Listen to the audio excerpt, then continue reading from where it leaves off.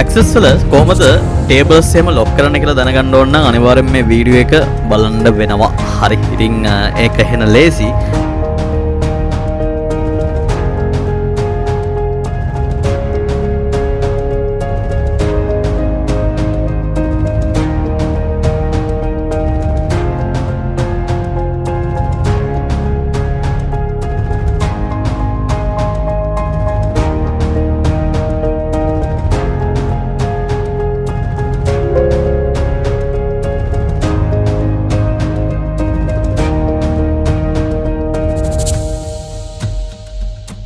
Access වල කොහමද tables එහෙම ලොක් කරන්න කියලා දැනගන්න ඕන නම් අනිවාර්යෙන් මේ වීඩියෝ එක බලන්න වෙනවා. හරි. ඉතින් ඒක එහෙන ලේසි. ඇත්තටම ලොක් කරනවා කියන හයිඩ් කරන්න පුළුවන්. ඊට පස්සේ ඒක මලාට ඕපන් කරන්න බැරි විදියට තියන්න පුළුවන්. ඒ වගේ විවිධ දේවල් කීපයක්.